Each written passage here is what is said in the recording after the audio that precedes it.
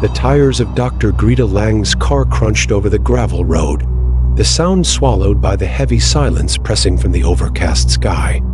The hospital loomed ahead, its jagged silhouette twisting subtly when viewed from the corner of her eye. Vines and dark moss clung to the gray stone, an eerie relic of a forgotten era. She tightened her grip on the steering wheel, her knuckles pale as bone. As she stepped out, the air hit her a damp, metallic chill clinging to her skin.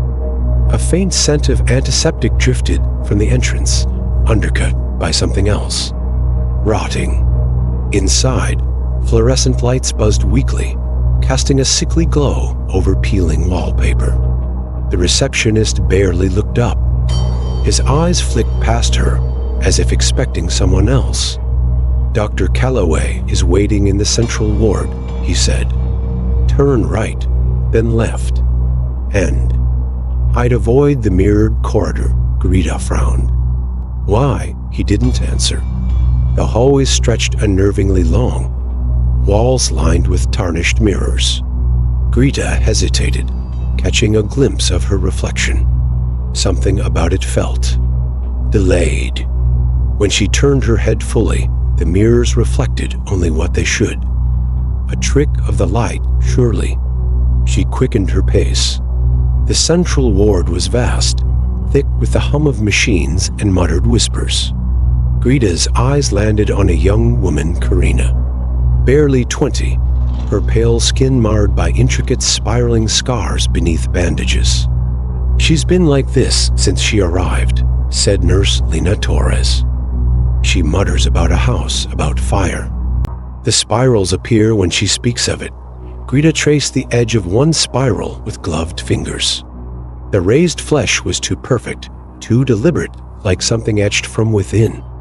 Karina stirred, lips trembling. "The walls, the fire, left me there." A chill crawled up Greta's spine. She pulled back quickly, masking her unease. "She needs to be transferred to the experimental wing. We need to suppress the memory trigger." Lena's gaze darkened. "Are you sure that's wise? I'm here to find answers, and she would, no matter the cost." The experimental wing was colder than expected, its sterile walls bearing faint spirals she hadn't noticed before.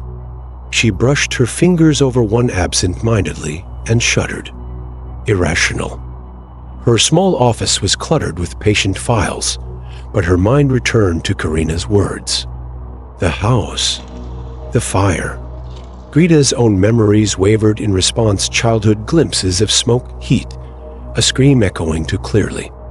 A knock jolted her. Lena stood in the doorway, tense. "Karina's awake. She's asking for you."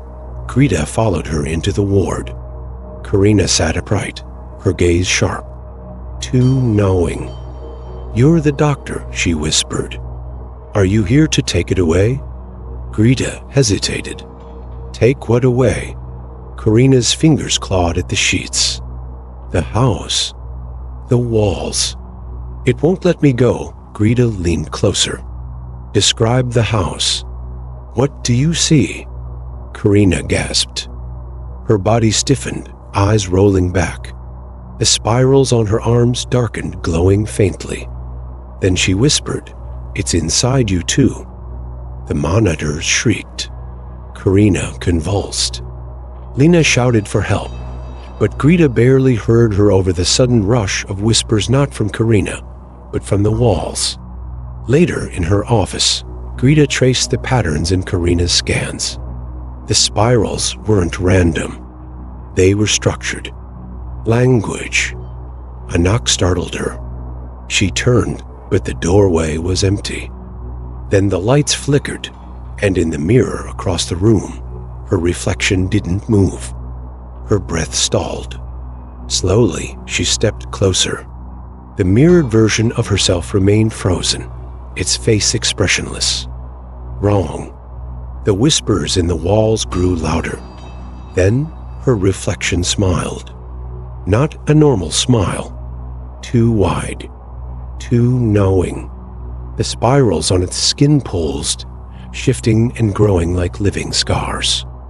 Greta stumbled back, crashing into her desk. When she looked again, her reflection was normal. Haggard, exhausted. Herself. But the whispers didn't stop. She yanked up her sleeve. There on her forearm, the first traces of a spiral had begun to emerge. The realization slammed into her. The hospital wasn't studying the spirals. The hospital was making them. The next morning, Greta confronted Dr. Calloway. "You knew," he sighed. "The body remembers, Dr. Lang. Trauma leaves imprints on flesh, on walls, on places like this." Greta shook her head. "That doesn't explain why I have them." Calloway's gaze darkened. "Because the hospital chose you, the walls pulsed faintly. The spirals beneath her skin burned." And Greta realized with horrifying certainty that she was never meant to leave.